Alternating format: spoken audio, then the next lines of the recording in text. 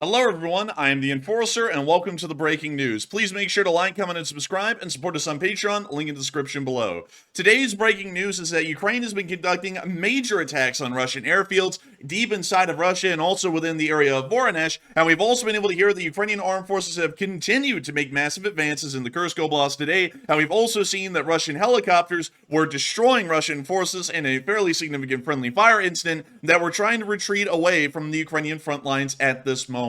We have a huge amount of news, and starting off with our first and most major bit of news today, we were able to hear that a Russian airfield at Sabotage was hit by Ukrainian drones and appears to have been heavily damaged, or some MiG-31s based at the airfield may have been destroyed as well. But you see one of the explosions right here on the airfield. This is actually one of the paddocks where the MiG-31s are kept, and we're going to play this footage again.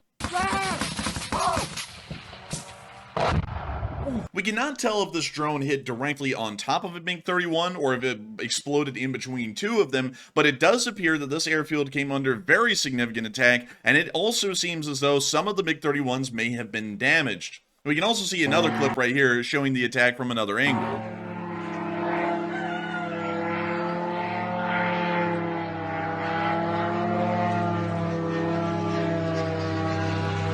You hear the drone going over.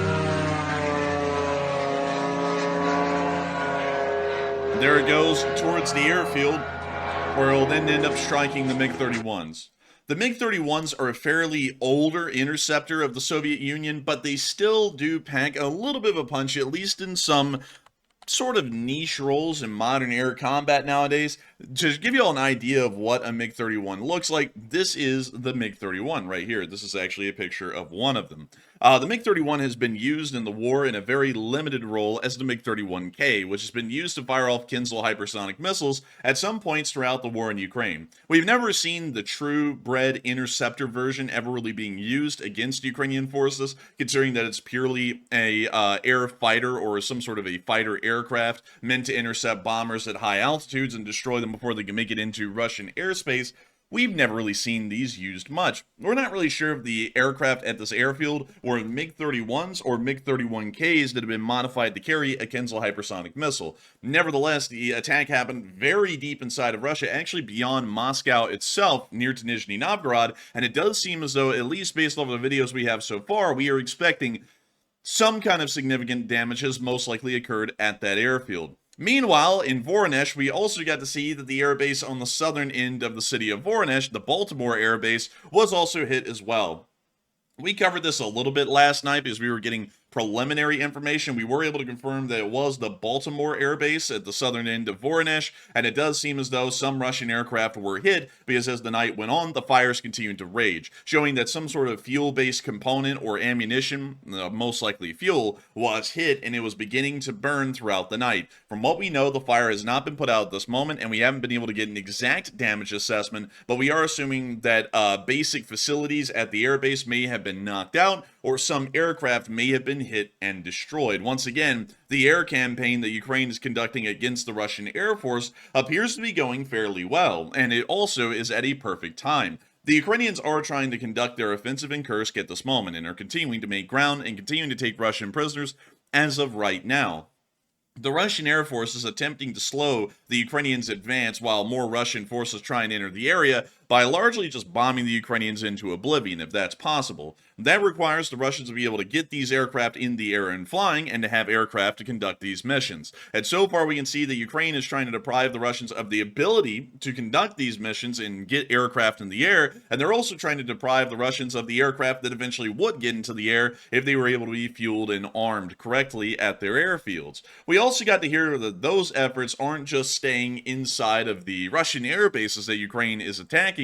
We also got to hear that a Russian Su-34 fighter bomber, most likely from an airbase around Voronezh, was shot down today. This is a picture of just any random Su-34. This isn't a picture of the one that was shot down, but we were able to get confirmation from the Ukrainian armed forces that a Russian Su-34 was in fact shot down, and this is a fairly big deal. It's actually a massive deal for the Ukrainians because it is showing that they have a heavy amount of air defense in this area. Su-34 fighter bombers are very rarely used at this point in the war as close air support aircraft. We never see that anymore. Usually the Su-34 is used as a standoff aircraft meant to drop glide bombs at a considerable range. We are assuming that this Su-34 was trying to do the same thing, dropping glide bombs at incredibly long distances at a high altitude, and somehow the Ukrainians have an air defense system in the area that was able to engage the Su-34 and shoot it down. This gives us a very good idea that the Ukrainians have a very advanced and very dangerous anti-air system in the area, most likely a Patriot of some sort, maybe using a PAC-2 missile, which has a range of about 110 miles, or the PAC-3, which has a range of about 80 miles or so, at least according to the public numbers. Nevertheless, this is, once again, a massive step forward for Ukraine. It's showing that this offensive effort in Kursk is not skimping on any sort of specialized roles that this that this group would need. They have anti-tank, they have armor, they have, of course, infantry, they have artillery, and they also have anti-air artillery as well. They are doing wildly well at making sure to cover all of their bases and make it incredibly difficult for the Russians to actually put a dent into the Ukrainians that are continuing to advance through Kursk at this moment. And advance they are, as we did get news today that Ukrainian forces have captured the town of Bovo, and we were able to get footage of them throwing a flag off the top of the building from what we understand to be the house of culture of this small town. And we could see the Ukrainian up there take the Russian flag and fling it right off the building down to the ground, where the other Ukrainian soldiers were watching, and this does confirm that the town has been captured. This does seem to be a part of the Ukrainian Reka River campaign, as we're going to be calling it, or the Reka River advance, which either way you want to call it, doesn't really matter, but it seems as though the Ukrainians are advancing from the area of Snegost, south of the Reka River, through Glishkovo, and up to the area of Tetkino, trying to capture this entire area, and also ensure that this area will be very hard for the Russians to recapture, because the Reka River will serve as a natural defensive barrier for the Ukrainians on the southern side of the river. This seems to be the case, as we are seeing that the Ukrainians are slowly making their way westwards and back towards the Ukrainian border near Tetkino, and it seems as though the Russians are maybe realizing this and maybe figuring out that this is a very tough situation, especially if the Glishkovo River Bridge over the Reka ends up being destroyed. We could see that the Russians will be in a perilous situation at that point. They probably will not be able to effect a proper defense in this area, and a large amount of Russians that are south of the Reka River will most likely end up having to surrender. But moving on from that and towards Lyubomovka, we did get to see the Ukrainians also removing a Russian flag from a building inside of this town as well.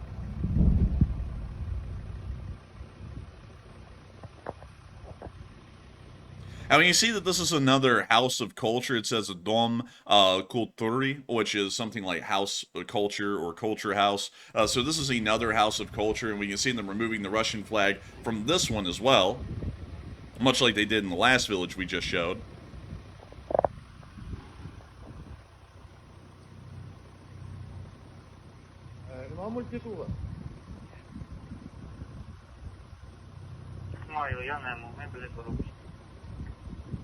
You can see him continuing to try and pull the flag out of the flagpole holding area. We could hear the distant boom of artillery showing that there is an active battle going on somewhere miles away. We can see the flag of the Russian Federation flutter to the ground, falling right in front of the House of Culture.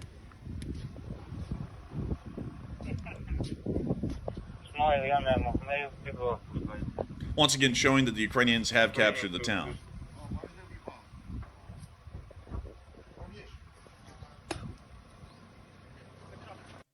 And that's the end of that clip, but still showing the Ukrainians are continuing to expand their control, and they're making it very clear that the Russian Federation has been defeated within this area. Meanwhile, Ukraine did take more prisoners. We were able to hear that an additional group of prisoners was taken this morning by the 80th Air Mobile Brigade, a lighter brigade, most likely a motorized brigade, and our first motorized brigade that we've ever seen on the roster. The Corn unit, which is filming this, is a part of the 116th Brigade, which is a mechanized brigade. However, the 80th Air Assault, is most likely falling within the category of a motorized brigade. An air mobile brigade is usually a very light force that is lightly equipped, and they're meant entirely to rapidly advance into forward areas and then try and hold them until the larger forces can eventually arrive and relieve them. But still, it is showing that the Russian Federation is not putting up that good of a resistance. Ukrainian forces are continuing to advance through areas of the Kursk region, and not only that, a large amount of Russians are still continuing to surrender, much like we saw in that footage of the 80th Air Assault Brigade. Things appear to be going quite well overall, and to give a little bit of a frontline wide perspective in this area, the Ukrainians seem to be meeting some Russian resistance at this point, but the Russian Federation is not posing the kind of resistance that would have been expected based off of the public statements that some propagandists have been making, saying that the Russian Federation has a large amount of combat reserves. It's just that they're trying to toy with the Ukrainians. The reality is that they don't really have a lot of reserves at all, and we can certainly see this right now because they're trying to find a way at the moment to plug the gap pretty much inside of Kursk and stop the Ukrainians from further advancing. And that's even further complicated because of the complete lack of morale by the Russian armed forces that are trying to defend the area. And we've seen that that has ended up with catastrophic results today, as the Russians ended up conducting a pretty bad moment of friendly fire. The Russians posted this on Telegram here, saying that they had ended up destroying a Ukrainian advancing column, from what we understand. And it was not an advancing Ukrainian column, it was actually a destroyed Russian column. You see, what had happened was that the Russians in this area, we're believing that this was around Kromsky-Byky, were apparently getting beat pretty badly, and so they decided to fall back to a more advantageous defensive position. The trunk started traveling north towards Lvov, and let me show y'all what we're looking at here on this map so that way I can explain this a little bit better. So here's Kromsky-Byky, if I can find it. And so let's see here. Here's Sudza down here, and so Kromsky-Byky is right here. And from what we know, they were traveling on the road from Kromsky-Byky up towards Lvov. Now, many of y'all will also know that the Ukrainian army is advancing north from Kromsky-Byky and towards Lvov. And so it's not out of the question that if anyone was moving north at this point, it would be the Ukrainians. And so a Russian Mi-28 spotted the Russian column that was moving north towards Lvov. It was retreating, and they opened fire on them and ended up destroying all of the vehicles in the convoy. The rest of the Russians shattered under the attack and ended up just fleeing into the fields nearby. And the Russians practically destroyed their own forces in the retreat with the Mi-28. This is something else that I want to point out is pretty wild as a matter of fact, because the thing is that you could view this another way, and it could almost look like the Russians used the Mi-28 as a blocking force and stopped the Russian forces from retreating and destroyed them for cowardice, although that's not really the case. It was a case of friendly fire through and through. But it is once again showing that the Russians are not making that good of a defensive effort, and on top of that, their coordination with the ground forces and the rotary wing air forces doesn't really look that well, because the Russian helicopter assumed that these guys were enemy forces, ended up firing on them and killing their own people for the large part. So not really that good of a deal, but once again, it's Russia. What can you expect? That's kind of the thing that comes with fighting the Russians, is that they end up committing a large amount of friendly fire due to poor communication and training. But once again showing us that the Russians are doing quite badly, and apparently so badly, they couldn't even believe that that was their own forces retreating north towards Lvov. Moving on from that, though, and moving on out of the area and on over into Western Europe, we also got some very interesting news today from this area as well, as we were able to hear that 2 air bases inside of Germany have been put on lockdown after suspected attempts of sabotage. Investigators believe the water supply of the German air base in Cologne 1 and the NATO base at Gillenkirchen, if I'm pronouncing that correctly, have been contaminated, and signs of poisoning have begun to appear. It does seem as though this may be a Russian-backed form of sabotage or espionage at the moment. We don't really know for sure. Investigators are still looking into it, but it is starting to show that forces within the West are starting to come under forms of covert attack, most likely from Russian sources, but we can't be entirely sure. This could also equally be Iranian forces as well, because we have heard in the past that Iran has also tried to conduct some attacks within the area of Western Europe against US-based forces. And not only that, NATO forces as a whole. But still, once again, giving us a little bit of an idea that there are some questionable forms of covert actions happening by some enemy force inside of Western Europe. Let me know in the comments, who do y'all think poisoned the water at both of these air bases? Do y'all think that it was the Russians or some kind of a Russian-backed group, or do y'all think it was the Iranians and some kind of an Iranian-backed group that was conducting these forms of espionage and sabotage? Let me know in the comments. But nevertheless, that is all of the breaking news that we have today. I've got to thank each and every one of y'all so much once again for watching. If y'all have enjoyed, please make sure to subscribe, like, and comment. And if you want to, and you want to help to make these video projects possible, support us on Patreon, link in the description below. I got to give a massive shout out to all of our patrons, or patrons who are currently on Patreon at the moment, because they help to support this channel, and they help us to be able to make these kinds of video projects possible. And so a huge thanks to everyone once again for watching, and I will see y'all all in the next one.